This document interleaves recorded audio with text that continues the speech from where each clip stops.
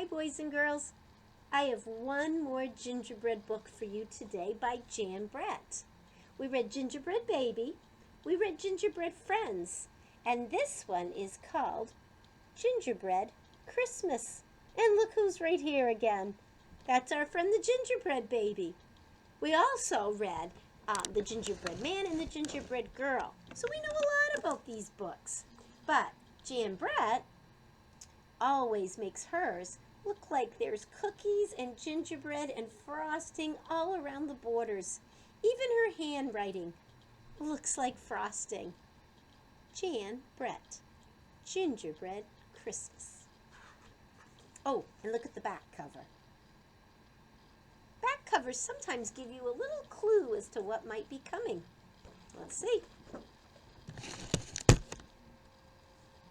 Jan Brett, Gingerbread Christmas. Ooh, I see borders. And the dedication is for Charlotte Rose Hearn. We don't know her, but Jan Brett does. And authors and illustrators can dedicate their books to anybody they know. It's in the border. Looks like it's in an instrument. Maybe a cello or a violin. Everyone in the village is talking about Christmas, the Christmas festival. Maddie told the gingerbread baby. I can sing in the gingerbread band, the gingerbread baby sang out. Yes. Maddie laughed.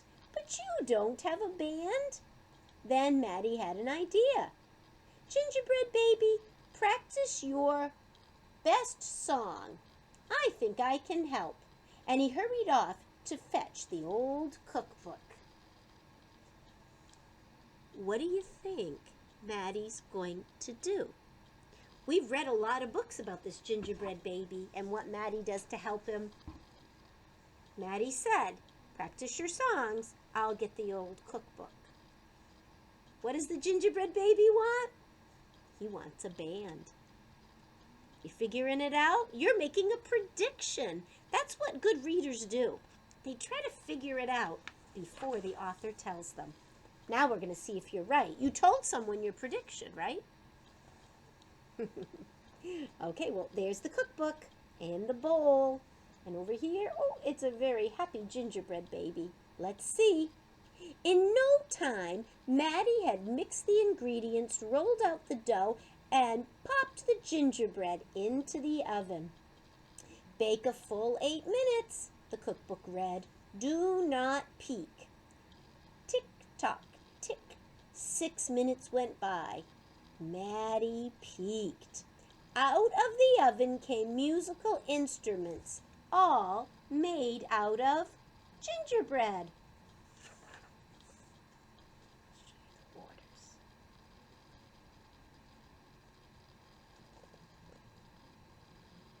They danced onto the table, playing as they went.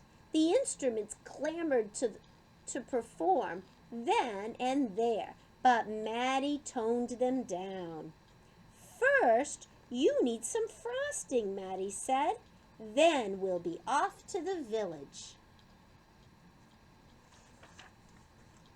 There's the village. Oh, look who's coming. Oh, watching. The gingerbread baby was first in line, practicing his singing as he went. Do, re, mi. Then came the gingerbread band, a violin, a cello, double bass, French horn, clarinet, and trumpet, tooting and zumming to the beat of the big bass drum. They bounded along playing a march with the gingerbread baby leading the way.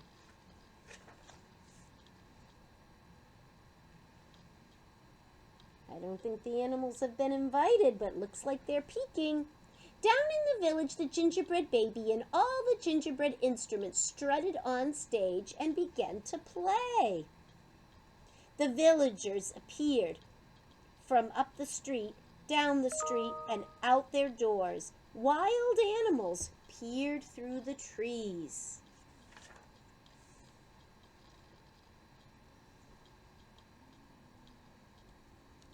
"Look at the instruments playing a tune," a boy sang out.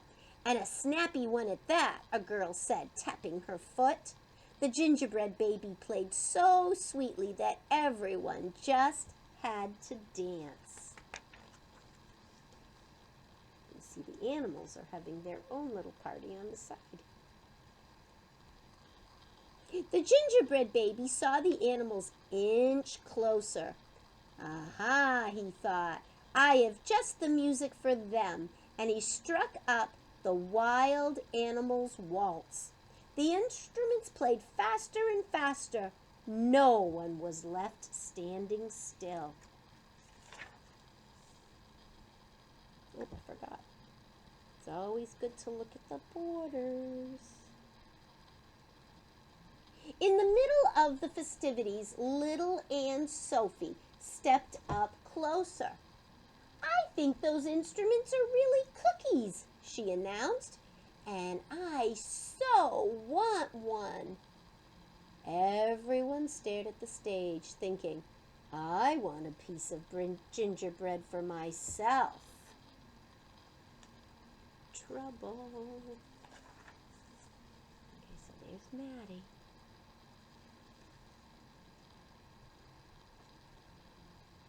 To distract them, the gingerbread baby began singing a beautiful song.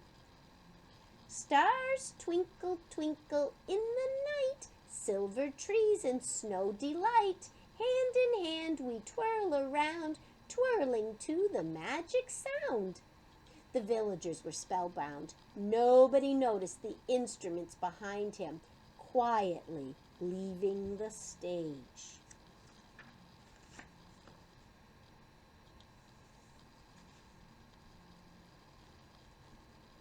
Backstage, Maddie knew that the jig was up. That means trouble. He made a plan to hide the gingerbread band. How's he hiding them? While the gingerbread baby was singing, he scooped up the snow and did a little magic where no one could see. There's the people. Oh, and there's a tree. When the gingerbread baby saw that the gingerbread instruments were safe, he changed his tune. "I am the gingerbread baby. Just try to catch me. Look all around, but you'll never guess where I'll be." And he did a backflip off the stage where Maddie was waiting. Are you noticing down here? That's pretty clever. There's Maddie. There goes the gingerbread baby.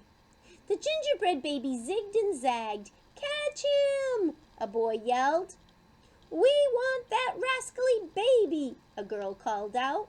He was headed toward the big Christmas tree when he disappeared. Village. The villagers looked and looked, but the gingerbread baby had vanished into thin air, and the gingerbread instruments were nowhere to be seen. "We'll never forget the sweet sounds of the gingerbread band," the villagers consoled themselves. Maddie waved goodbye.